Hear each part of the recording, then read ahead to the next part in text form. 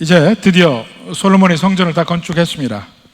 완전히 모든 제사를 다 지내고 건축이 다 끝난 뒤에 이제 하나님이 다시 이 기브온에서 솔로몬에게 나타나십니다. 그래서 솔로몬에게 말씀을 하시고 하는 장면이 나오는데, 우선 먼저 우리가 기억해야 될 것은 이 열왕기 상하는 1차적인 독자, 그러니까 제일 먼저 이 성경이 그 문맥을 봐야 되잖아요. 누구에게 이 열왕기 상하를 주셨냐면 포로기에 포로로 잡혀간 이스라엘 백성들, 그들에게 이 말씀을 주신 거예요. 무슨 말이냐면 이스라엘 백성들이 자기들은 하나님의 백성인 줄 알았어요.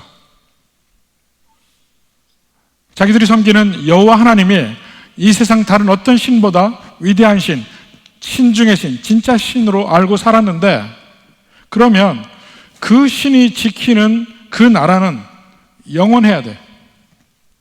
왜냐하면 민족 대 민족의 전쟁이 있으면 그 전쟁의 승패는 누가 정하냐면 그 민족들이 정하는 것이 아니고 양쪽의 신들이 전쟁을 하는 거예요.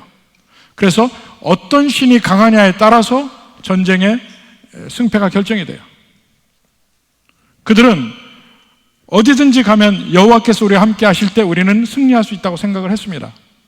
그런데 어느 날 그들은 바벨론에게 패배하고 포로로 잡혀갔어요. 우리가 왜 이렇게 됐지? 생각합니다. 우리가 왜 이렇게 됐지? 우리 하나님이 여호와가 아닌가? 그 여호와 하나님은 전능하신 하나님 아닌가? 엘샤다이. 그분이 아브라함에게 약속하셨고 모세에게 약속하셨고 다윗에게 약속하셨는데 왜 우리가 나라를 빼앗기고 여기 와 있어야 되지?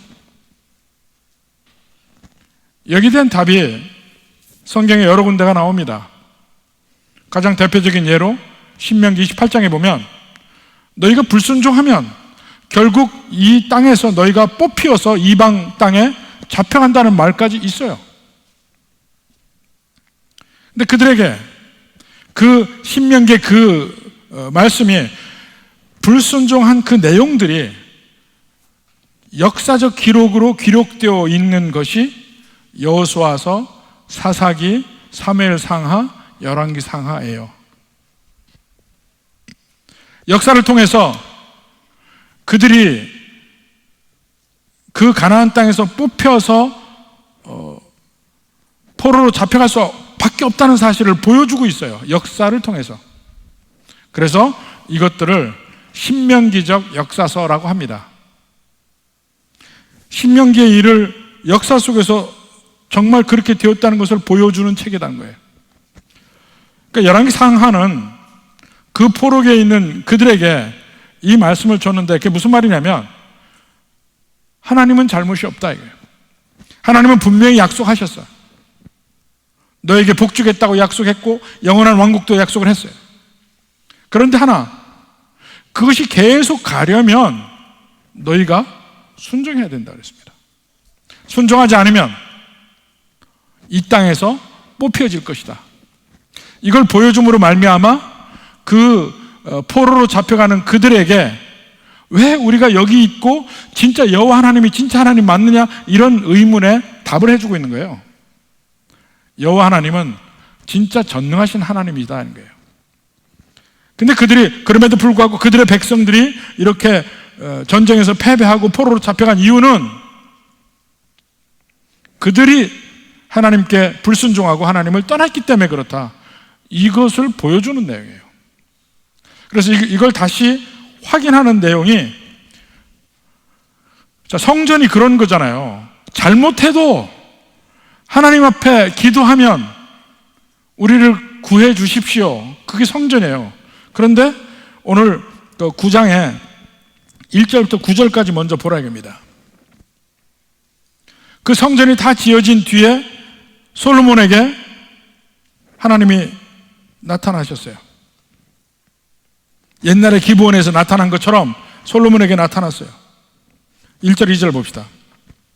솔로몬이 여호와의 성전과 왕궁 건축하기를 마치며 자기가 이루기를 원하던 모든 것을 마친 때에, 그 뒤에 10절에 보면 성전과 왕궁을 20년 만에 건축했다고 돼 있어요. 그러니까 솔로몬 왕이 40년간 통치를 합니다. 그 40년간 통치 중에 후반부에 거의 20년을 왕궁과 성전 건축에 매진했었어요. 근데 그 모든 것을 마치고 나서 여호와께서 전에 기브온에서 나타나심 같이, 기브온에서 솔로몬이 1000번제를 드릴 때 하나님이 그에게 나타나서 얘기했죠. 너는 내게 무엇을 구할 거냐? 무엇이든지 구하라. 근데 지혜를 구한 때 있잖아요. 그때처럼 나타났어요. 그러니까 솔로몬에게도 직접 여호와께서 이렇게 나타나신 것은 몇 번 되지 않는 거예요. 자기 일생 중에서요. 그것은 아주 특별한 사건입니다. 우리의 일생 중에서도 직접적으로 하나님이 강한 임재를 느끼는 때는 그렇게 몇 번 되지 않아요. 그렇지만 그 외의 삶은 우리의 경건 생활을 통해서 언제나 하나님이 내 옆에 계시고 약속대로 이끄시고, 이런 면을 우리가 간접적으로 느끼고 살아가는 것이죠. 그것을 보다 더 많이 느낄 때는 우리는 경건한 삶을 사는 것이고, 그것을 느끼지 못할 때는 우리가 좀 덜 경건한 생활을 하는 것이고, 뭐 이런 겁니다. 그런데 예수를 믿는 사람들에게 일생에 몇 번은 강하게 하나님이 역사하시는 그것을 느끼는 순간들이 있어요. 솔로몬에게도 그야말로 20년 만에 또 나타났잖아요. 성전을 짓기 전에 기브온에서 하나님이 솔로몬에게 나타나시기도 했고, 성전 건축, 왕궁 모든 건축이 끝난 뒤에 다시 하나님이 솔로몬에게 나타나셔서 이야기를 합니다. 그렇지만 그 중간에 그럼 하나님이 솔로몬과 함께 하지 않으셨느냐? 그건 아니죠. 함께 하셨죠. 우리의 삶에서도 바로 그런 면을 이해하고 하나님과 교제하며 가는 삶, 언제나 하나님 앞에서 사는 삶, 이것을 우리는 라틴어로 코람데오라고 그래요. 하나님 앞에서 사는 삶, 하나님과 동행하는 삶, 하나님의 면전에 있는 삶. 근데 이날에는 특별히 하나님이 솔로몬에게 나타나셔서 이야기를 하십니다. 자, 이제 그 말씀하신 내용이 이제 3절부터 나오죠.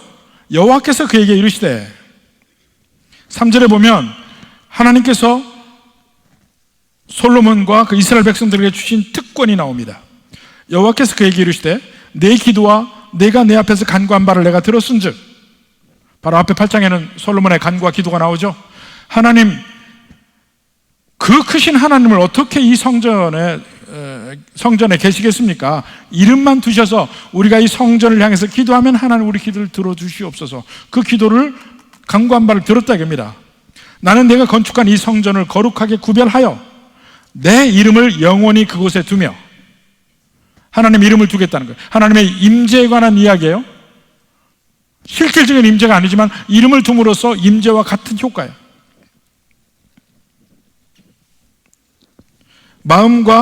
눈길과 마음이 항상 거기 있을 것이다. 하나님이 항상 함께 임하시면, 함께 계시면, 임마누엘의 하나님 되셔서 함께 하시면 무슨 일이 벌어집니까? 두 가지 일이 벌어집니다. 복과 화, 두 가지 일이 같이 벌어져요. 하나님이 함께 하시면 하나님께 순종하는 그 순간에는 복이 넘칠 것이고, 하나님께 불순종하는 그 순간에는 화가 넘칠 것이고, 두 가지가 다 있어요. 바로 그 얘기를 그 다음에 4절부터 9절까지가 바로 그 얘기입니다. 먼저 순종하면 복이 된다는 말을 4절 5절에서 이야기를 하고 있어요. 내가 만일 내 아버지 다윗의 행함같이 마음을 온전히 하고 바르게 하여 내 앞에서 행하며 내가 내게 명령한 대로 온갖 일에 순종하여 내 법도와 율례를 지키면, 실제 우리가 다윗의 삶을 생각해 보면 다윗의 삶이 완벽하진 않습니다. 다윗의 삶 보면은 그도 많은 죄를 지었잖아요. 완벽하진 않아요. 그렇지만 다윗의 삶 전체를 볼 때 하나님은 그에게 뭐라고 얘기합니까? 다윗은 순종하는 삶을 살았고 법도와 윤례를 지켰다는 거예요. 그러니까 이런 면에서 우리가 어떤 완전함을 추구하는 거 아니에요. 우리의 모든 삶 속에 하나님과 동행하며 끊임없이 우리의 죄성과 싸우면서 넘어질 때도 있지만 다시 일어서고 이뤄가면서 주님을 따라가는, 마치 이 철로 역정에서의 크리스찬의 그 역정을 가는 것처럼 우리가 가요. 근데 다윗이 그러한 삶을 산 것을 하나님 인정하시고 그처럼 살으라 솔로몬에게 이야기를 했습니다. 그래서 그렇게 다윗처럼 순종하고 율법과 율례와 법도를 지키면, 그다음에 약속이 5절에 나오죠. 내가 내 아버지 다윗에게 말하기를 이스라엘의 왕위로 오를 사람을 내게서 끊어지지 아니하리라. 그렇게 한 대로 내 이스라엘의 왕위를 영원히 견고하게 하려니와. 조건적이에요. 그러니까 다윗의 언약 자체는 영원한 언약이지만 개개인에게 임하는 그 언약의 효과는 조건적이에요. 자, 이것은 이미 익히 이야기해 온 바야. 그렇지만 만일 순종하지 아니하면 화가 있는데 그 화가 나오는 내용이 6절부터 9절까지입니다. 이것이 지금은 경고로 이야기되잖아요. 경고로 이야기되는데, 자, 이걸 읽는 사람이 누구라고요? 이미 포로로 잡혀간 사람들이 읽어봐요. 이걸 보면 그 뒤에 솔로몬도 그렇고 그 뒤에 르호보암 모든 이스라엘의 이 유다의 왕들이 하나님을 떠나고 불순종한 내용들이 그 다음에 쭉 나온단 말입니다. 근데 그 전에 그들이 핑계하지 못하도록, 변명하지 못하도록 하나님의 말씀을 다시 한번 확인시켜주는 말씀이 바로 6절부터 9절이에요. 봐라, 이렇게 이미 얘기했잖냐 하나님이. 했는데도 그들이 계속 그러한 행동을 해서 결국은 그 결과가 지금 우리가 된 것이다, 이 얘기입니다. 자, 6절부터 봅시다. 만일 너희나 너희 자손이 아주 돌아서서 나를 따르지 아니하며 내가 너 옆에 둔 나의 계명과 법도를 지키지 아니하고 가서 다른 신을 섬겨 그것을 경배하면, 그 뒤에 계속 이 일이 있어지는 겁니다. 경배하면, 그 다음에 그들에게 미칠, 다른 신을 섬길 때 그들에게 미칠 화에 대해서 7절부터 이야기합니다. 내가 이스라엘을 내가 그들에게 준 땅에서 끊어버릴 것이요. 이미 하나님 이야기하셨네. 일이 일어나기 전에 이미 이야기하셨다는 것을 그들이 이제 읽어보는 거예요. 그래서 우리가 여기 와 있구나, 끊쳐져서 이게 포로로 와 있구나, 이걸 느끼게 하는 겁니다. 하나님의 잘못이 없으시다, 너희가 잘못된 것이지, 뭐 이런 얘기입니다. 내 이름을 위하여 내가 거룩하게 구별한 이 성전이라도 내 앞에서 던져버리리니. 자, 제일 먼저 땅을 잃죠. 땅의 축복은 하나님이 아브라함을 통해서 주신 축복이에요. 그러니까 아브라함의 언약이 부정돼. 너희가 다른 신을 섬겨서 내 말을 지키지 않고 내 뜻 순종하지 아니하면 아브라함의 언약, 영원한 언약인데 부정할 것이다. 땅을 잃을 것이다. 그 다음에 성전을 던져버린대요. 성전이 없어지면 어떻게 됩니까? 하나님과의 소통의 수단이 없어져요. 그들이 잘못되었을 때 하나님께 돌아가고 싶어도 돌아갈 수 있는 방편이 없어져요. 성전이 유일한 통로인데 성전을 던져버리십니다. 8절에 이 성전이 높을지라도 지나가는 자마다 놀라며 비웃어 이르되 여호와께서 무슨 깔 달고 이 땅과 이 성전에 이같이 행하셨는고. 다 회파됐으니까. 대답하기를 그들이 그들의 조상들을 애굽 땅에서 인도해내신 그들의 하나님 여호와를 버리고 다른 신을 따라가다가 이렇게 재앙이 그들에게 임했다 이겁니다. 이게 포로로 잡혀간 이스라엘 백성들에게 주시는 답이에요. 왜 너희가 와 있는지 아느냐? 하나님을 버렸기 때문에 그렇다. 땅을 잃죠. 은혜의 수단인 은혜의 통로인 성전을 잃죠. 왕권도 잃어요. 4절 5절에 이미 나오잖아요. 지키면 너의 왕권이 견고하리라 그랬는데 그걸 다 잃게 돼.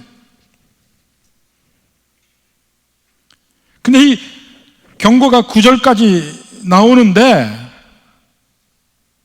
바로 그 뒤에 10절부터 보면 솔로몬이 벌써 그 경고에 불구덩이 가까이 가기 시작해요. 불구덩이 가기 시작해. 그 뒤에 보면 하나씩 솔로몬이 하나님의 명령에서 떠나가는 것을 볼 수 있습니다. 2차 대전 말기에 막 독일에 연합군이 쳐들어갑니다. 그때 소련의 적군이죠. 적군, 레드아미입니다. 소련의 적군이 베를린에 들어갔어요. 들어가서 이 쉐링 화학연구소라는 데를 갔는데 화학공장 안에 연구소를 갔어요. 거기 가보니까 연구소 안에 계란이 있는 거야. 계란을 가지고 서로 던지고 이렇게 장난을 쳤는데 거기 연구원이 황급히 가서 그것을 막고 그 지휘관인 대령에게 이야기를 해서 모두 다 그 연구소에서 쫓아내고 거기를 완전히 봉쇄를 했습니다. 그 이유가 뭐냐면 그 계란은 전부 실험용으로 장티푸스 균이 다 담겨 있는 거였어요. 만약 그것을 던졌다 깨뜨리기나 했고 만약에 그들이 먹었다면 그 이후에 그 사태는 아무도 장담 못하는 지경인데 아무것도 모르는 그들이 장티푸스 균이 있는 계란을 서로 던지고 놀았어요. 근데 그런 일들이 솔로몬도 그렇고 우리 믿는 백성들이 그 일들을 행합니다. 이렇게 무모한 일들을. 근데 무모한 일이 얼마나 무모한가를 보여주기 위해서 앞에 하나님이 미리 경고로 보여주신 것이 1절부터 9절이에요. 내게 이렇게 견고한 왕위를 주었는데 순종하면 이것이 영원히 견고하지만 그렇지 못하면 땅에서 끊김을 당하고 성전도 회파될 것이고 왕권도 없어질 것이라. 그런데 그 길을 가요. 그런데 그 길을 가. 그걸 이미 포로로 잡혀가 있는 이스라엘 백성들이 그 성경을 읽고 있는 거예요. 지금 하나님의 말씀이 선포되고 있어요. 열왕기상 말씀이. 실제 그 일이 일어났잖아요. 땅 잃었죠. 성전 다 잃었죠. 나라도 없어졌죠. 그들에게 하나님이 하시는 말씀은 하나님이 능력이 없어서 너희가 여기 포로로 와 있는 게 아니라 이거예요. 하나님은 변치 않으셔요. 말씀하신 그대로 이루십니다. 그것을 다시 1절부터 9절까지 보여주고 있는 거예요. 히브리서 2장 1절 봅시다. 그러므로 우리는 들은 것에 더욱 유념함으로, 하나님의 말씀 들었잖아요. 들은 것에 더욱 유념해서 우리가 흘러 떠내려가지 않도록 함이 마땅하니라. 하나님 말씀 잘 듣고 흘려보내지 말고 그걸 붙잡으라 얘기입니다. 2절 천사들 통하여 하신 말씀이, 히브리서 보면 나중에도 히브리서도 보겠지만 하나님의 계시가 일단 천사에게 전해져요. 그 천사에게 전해진 것이 이 땅의 선지자들 또는 예수님께 전해져서 그 다음에 우리에게 전해져요. 그러니까 천사를 통해서 하신 말씀이 견고하게 돼요. 견고하게 된다는 얘기는 우리에게 이 땅에 주신 하나님의 말씀이 실제로 그대로 이루어진다는 얘기예요. 견고해진단 말이에요. 말대로 이루어져. 너희가 내 말을 떠나면 너는 그 땅에서 쫓겨남을 당하리라. 그 말이 그냥 이루어져요. 견고하게 되어 모든 범죄함과 순종하지 아니함에 공정한 보응을 받았거든. 이제까지 성경의 역사에서 언제나 그래 왔다는 거야. 그렇게 해온 거 다 보지 않느냐? 우리가 3절에 우리가 이같이 큰 구원을 등한히 여기면, 자 등한히 여긴다는 내용이 소련 병사들이 장티프스 균이 들은 달걀을 가지고 노는 것과 같아요. 하나님 말씀을 어기고 살아가는 것이. 등한히 여기면 어찌 그 보응을 피하리요. 하나님을 떠나는 일, 하나님의 말씀을 어기는 일, 이것이 얼마나 위험한지를 지금 히브리서 2장에 보여주는데, 히브리서 전체가 다 그걸 보여줍니다. 하나님을 떠나지 마라. 아무리 어려운 역경이라도, 아무리 어떠한 문제가 있어도 절대로 하나님 떠나면 안 된다. 하나님 말씀에 끝까지 순종하고 살아라. 그 얘기를 하고 있습니다. 이게 전제가 먼저 되어서, 자, 하나님 말씀을 떠나면 땅에서 쫓겨날 것이고, 성전도 없어질 것이고, 국가도 없어질 것이다. 이제 이 다음부터 그것이 그대로 이루어지는 걸 보여주기 시작합니다. 그 첫 번째 말씀이 오늘 10절부터 그 뒷절까지 얘기해요. 거기에 보면 여러 가지 솔로몬이 왕으로서 했던 일들이 거기 나옵니다. 왕으로서 했던 일. 대부분 건축과 관계가 있지만 그래도 좀 구분해서 나누면, 먼저 일반적인 정치적인 이야기, 10절부터 14절. 솔로몬이 두 집 곧 여호와의 성전과 왕궁을 20년 만에 건축하기로 마치고 갈릴리 땅의 성읍 20곳을 히람에게 주었으니. 자, 성전을 건축하기 전에 솔로몬이 먼저 히람에게 도움을 청하죠. 거기 백향목을 주라, 거기 목수도 주었으면 좋겠다. 적극적으로 히람이 그 백향목도 주고 사람도 주고 해서 동맹관계입니다. 근데 아무리 동맹관계지만 준 거에 대한 대가를 치러줘야 되잖아요. 근데 20년 동안 왕궁을 지었죠. 성전을 지었죠. 어마어마하게 또 화려하게 했죠. 그 돈이 다 어디서 나와요? 그 히람에게 막대한 것을 받았습니다. 그래서 1차적으로 갈릴리 땅의 성읍 20곳을 히람에게 줍니다. 근데 히람은 그것도 성에 안 차. 내가 솔로몬 왕에게 준 게 얼마나 많은데 겨우 이거냐? 성에 안 차. 성에 안 차는데도 말을 못 합니다.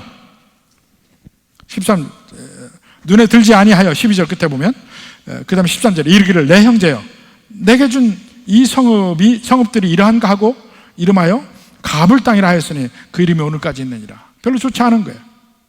그런데도 그걸 받아들인 이유는 나중에 보면, 제일 마지막 보면 해상무역을 통해서 그들이 엄청나게 돈을 법니다. 바로 이러한 이권이 있기 때문에 그렇게 말을 하지 않지만, 여기서 솔로몬을 보면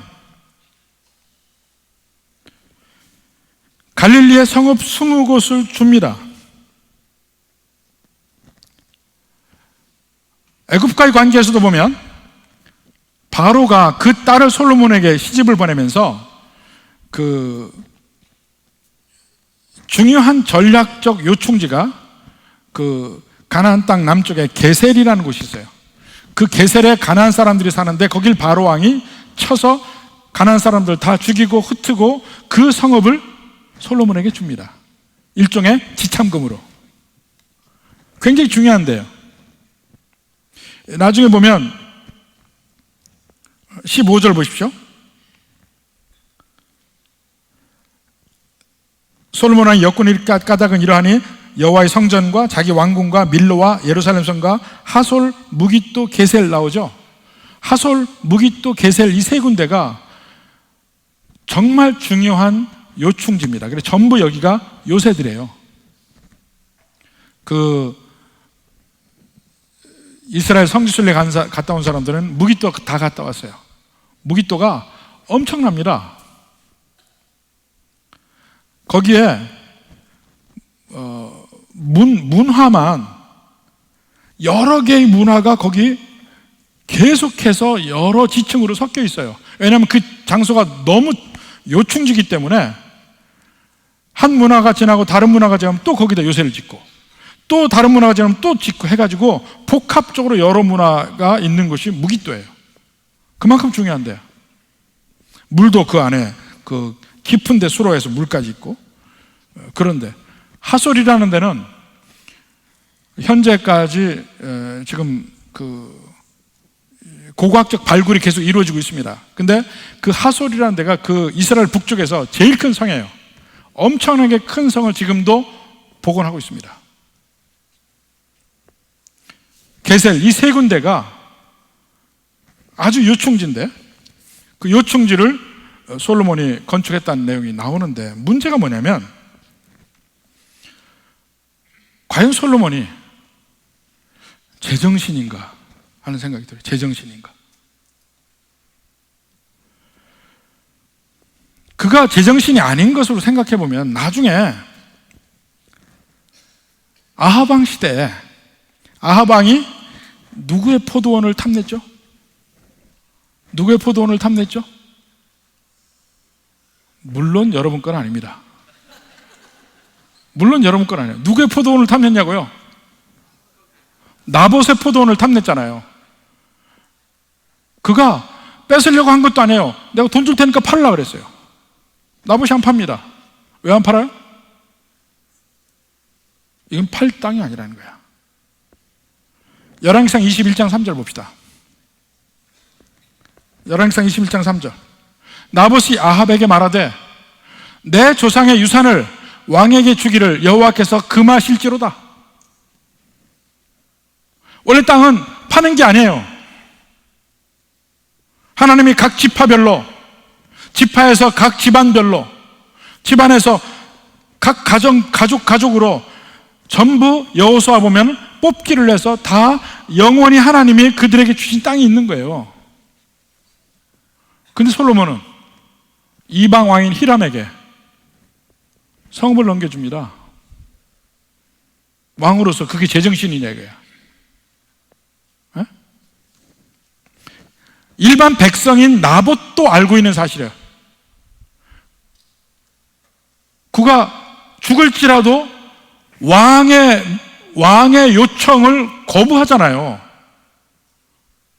하나님이 주신 거기 때문에 이것을 내줄 수 없다 이거죠. 실제 그들이 사고 파는 일이 있었지만 엄밀하게 얘기하면 그것은 빌리는 거였어요.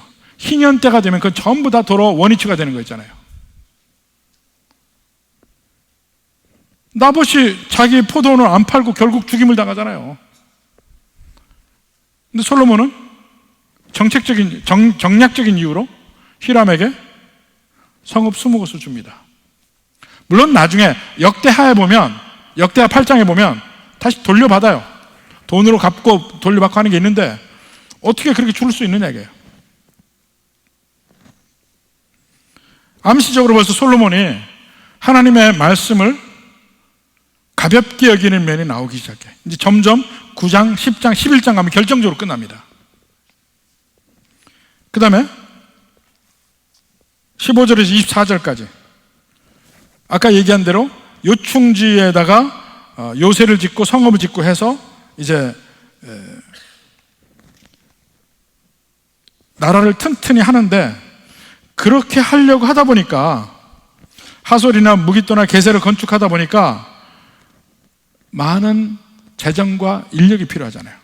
그러니까 인력이 필요한 걸 어떻게 하냐면 역군을 일으킵니다. 15절에 보니까 솔로몬 왕이 역군을 일으킨 까닭은 이러이러한 성들을 건축하려고 했다 겁니다. 그래서 건축하는 역군을 뽑았는데 그 역군이 누구냐면 20절에 이스라엘 자손이 아닌, 이 역군은 또 다른 면에 노예입니다. 노예를 역군하는데 이스라엘 자손이 아닌 아모리 사람과 헷 사람과 브리스 사람과 히윗 사람과 여부스 사람 중 남아있는 모든 사람, 곧 이스라엘 자손이 다 멸하지 못함으로 그 땅에 남아있는 그들의 자손들을 노예로 역군을 삼았어요. 이스라엘 자손은 역군이 아니고 그들의 지휘관이 됐고, 근데 여기서도 사실은 그들은 가나안 땅에 있어서는 안 되는 존재들이었어요. 하나님은 그들을 진멸하라고 이미 했었고, 신명기 7장 2절을 봅시다. 내 하나님 여호와께서 그들을 내게 넘겨 내게 치게 하시리니 그때 너는 그들을 진멸할 것이라. 그들과 어떤 언약도 하지 말 것이요 그들을 불쌍히 여기지도 말 것이라. 하나님 명령하셨어요. 그들이 누구냐? 더 정확하게 나오는 구절이 있습니다. 신명기 20장 17절. 곧 헷 족속과 아모리 족속과 가나안 족속과 브리스 족속과 히위 족속과 여부스 족속을 내가 진멸하되 여호와께서 명령하신 대로 하라. 여기 그 말과 지금 오늘 9장 20절 한번 보세요. 아모리 사람, 헷 사람, 브리스 사람, 히위 사람, 여부스 사람 다 나오죠. 거의 거기 나오는 족속이 다 그대로 다 진멸하라는 족속의 이름이 그대로 나와서 그들을 다 역군으로 써요. 이 면도 이스라엘이 하나님 뜻대로 하지 않고 있다는 것을 보여주죠. 어느 면에서는 그들이 강성할 때는 그들을 노예로 쓰는 게 편해요. 훨씬 편하죠. 별것도 아닌 것 같아. 우리가 강한데 그들이 있어봐야 뭐 우리를 어찌할 것인가 생각을 합니다. 근데 결국 그것이 나를 올가매고 하나님을 멀리하게 만들고 하나님의 진노가 임하게 만들어요. 내게는 편리한 삶인데. 자, 솔로몬에게 이런 일들이 벌어집니다. 또 예배에 관한 이야기가 나옵니다. 25절에 솔로몬이 여호와를 위하여 쌓은 제단 위에 해마다 3번씩 번제와 감사의 제물을 드리고 3번씩이 언제입니까? 3번씩. 제일 먼저 6월절과 무교절, 이게 한 절기로 봐요. 정월 14일이 6월절, 15일부터 일주일간이 무교절. 이게 이제 첫 번째 절기. 두 번째 절기는 오순절 또는 칠칠절이라 합니다. 그로부터 50일 뒤에 있는 절기, 오순절 또는 칠칠절. 그 다음에 세 번째 절기는 장막절 또는 초막절이라고 해요. 이게 세 가지가 유대인들에게 가장 중요한 세 절기인데 그때마다 절기를 지켰다 이겁니다. 그리고 성전도 지었어요. 솔로몬이 나름대로 하나님의 일을 했습니다. 그리고 그 솔로몬 왕국이 얼마나 부유하냐 하면 마지막에 해상무역에 대해서 나옵니다. 26절부터 28절까지. 솔로몬 왕이 에돔 땅 홍해 물가의 엘롯 근처, 엘롯이라고 그랬는데 지금 에일랏이라고 하는데, 에일랏. 그러니까 이스라엘 그 지도를 보면 제일 끝에, 제일 남쪽에 홍해 바다에 딱 연결된 도시 하나가 있습니다. 에일랏이에요. 지금 그 도시가 아주 발달해 있습니다. 그 홍해 바다 끝에 이스라엘이 있고 바로 이스라엘의 동쪽에는 요르단이 또 그 끝에 와 있어요. 그 동쪽에는 사우디아라비아 땅이 쭉 있습니다. 그 에일랏이라는 곳에 바로 서쪽으로 가면 이집트가 있어요. 그러니까 그 얼마 안 되는 그 홍해 제일 끝쪽에 네 나라가 있어요, 지금. 그만큼 거기가 교통의 요충지, 거기는 포기할 수 없는 곳이에요. 옛날엔 그곳이 실크로드처럼 굉장히 중요한 교통의 요지입니다. 그러니까 인도라든가 모든 아라비아든가 그 모든 것들이 배로 이 엘롯까지 왔어요. 여기서부터는 대상들이 낙타에다 싣고 말에다 싣고 가사까지 갑니다. 이 사해바다 남쪽으로 해서 가사로 가요. 브에세바 거쳐서. 거기서부터 배로 지중해를 거쳐서 그리스 이쪽으로 다 무역을 하는 무역의 요충지예요. 이스라엘이라는 나라가 가나안 땅에, 자, 애굽에서 페르시아까지 연결하는 그 요충지에 이스라엘이 있어요. 그러니까 솔로몬이 하나의 통일된 왕국으로 강성하게 있으니까 동에서 서로, 남에서 북으로 X자로 사통팔달의 가장 중요한 요충지를 잡고 있어서 통행세만 해도 엄청나게 받아먹을 수 있어요. 무역으로 엄청나게 부자가 됐습니다. 그 일부를 담당한 사람들이 이 건설한 도시가, 우리가 지난번에 성지순례 간 분들이 함께 갔죠? 어디예요? 갑자기 생각이 안 나네. 이름이 뭐죠? 페트라라는 곳이, 나바티안이라는 그 부족이, 사막의 부족들이 그 일을 했습니다. 한 부족이 엄청나게 부자. 그거는 훨씬 솔로몬 왕 때보다 나중에 그 페트라를 중심으로 해서 그 중개무역을 했었죠. 그렇게 해서 엄청나게 부자가 됐어요. 그래서 열왕기상 9장은 지금까지 온 내용과 앞으로 있을 내용이 두 가지가 좀 교차하고 있습니다. 하나님이 약속하신 대로 하나님이 주신 복을 세상적으로 엄청나게 많이 받았어요. 솔로몬이. 이 9장과 그 다음에 10장까지 그 면들이 다 보입니다. 아마 그 당시로서는 지구상에서 가장 부자, 최고의 왕국을 솔로몬이 이루었습니다. 부와 번영을 이루었죠. 뭐 이런 장사를 하고 하는 모든 일, 이 성읍을 지어서 국방을 튼튼하게 하는 일, 전부 왕으로서 해야 될 일 다 하고 있어요. 근데 그 안에서 가장 번성할 때, 가장 좋을 때 하나님을 가볍게 여기는 면들이 하나 둘 나오기 시작해요. 절대로 주어서는 안 되는, 하나님이 내게 주신 땅을 주어 완전히 쫓아내라 한 그 부족들을 살게 하면서 오히려 노예로, 역군으로 부려서 편하게 살아. 이런 면들이 나오면서 여기서부터 이스라엘 왕국의 분열과 멸망의 출발점을 봅니다. 이것을 지금 읽고 있고 그것을 같이 듣고 있는 것이 이미 다 멸망한 이후에 포로기의 백성들이에요. 아, 이렇게 멸망이 왔구나.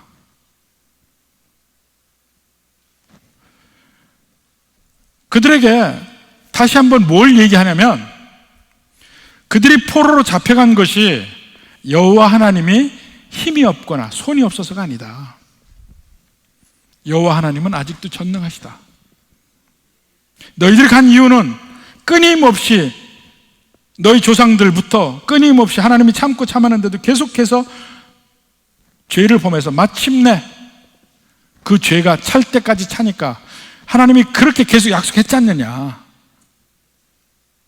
끝까지 내 말을 거역하고 다른 신을 섬기고 다른 길로 가면 이 땅에서 끊어질 것이다. 그 말이 이루어진 거다. 하나님의 전능하심을 다시 한번 이야기합니다. 아, 그렇구나. 하나님이 안 계신 것도 아니고 하나님이 능력이 없는 것도 아니구나. 여호와 하나님이 우리 때문이었구나. 그걸 제일 먼저 느끼게 합니다. 또 하나, 그 하나님이 전능하시기 때문에, 아직 그분이 계시기 때문에 소망이 하나 남아요. 그게 무슨 말이냐면, 자, 9절을 다시 봅시다. 9절에 뭐라고 되어 있어요? 그 심판에 대한 이야기를 하면서 무슨 말을 하냐면, 여호와 하나님이 어떤 분이라고요? 그들의 조상들을 애굽 땅에서 인도하여 내신 그들의 하나님 여호와라고 되어 있어요. 생각해 보니까 하나님이 자기 선조들을 애굽 땅에서 인도해낼 때를 생각해 보니까 하나도 그들이 잘했던 것이 아니야. 오직 하나님이 그들을 불쌍히 여기셔서, 오직 하나님이 그들의 선조인 아브라함에게 한 약속이 생각이 나서 그들을 구해준 것뿐이에요. 그들이 잘한 게 하나도 없어. 아직도 하나님이 전능하시다면 우리도 그렇게 구할 수 있잖아. 포로 중에 있는 우리도. 아직도 하나님이 전능하시다면, 그래서 그들이 포로로 잡혀간 이유도 이야기할 뿐더러 일말의 소망을 주는 겁니다. 주변을 보면 절망할 수밖에 없어요. 아무것도 이룰 수 있는 게 없습니다. 지금 자기들이 잡혀간 땅은 처음엔 바벨론에게 잡혀가는데 그 다음에 페르시아야. 전부 제국들에 자기들은 아무런 힘이 없어요. 어떻게 할 수가 없는 거야. 유일한 희망은 전능한 하나님밖에 없는 거예요. 전능한 하나님이 혹시 우리에게 긍휼을 베푸시면 그 당시 최고로 강대한 나라였던 애굽에서도 그 자기 선조들을 구해낸 것처럼 우리도 페르시아에서 우리를 구하실 것이다. 이 소망이 있는 겁니다. 이 열왕기 상하가 계속해서 그들에게 그 메시지를 줍니다. 그와 동시에 그런 면을 이해하면 여러분의 하나님은 누굽니까? 여러분의 하나님은 바로 이 하나님이에요. 우리가 믿는 하나님이 바로 이 하나님이라고요. 우리 잘못하면 어떻게 해요?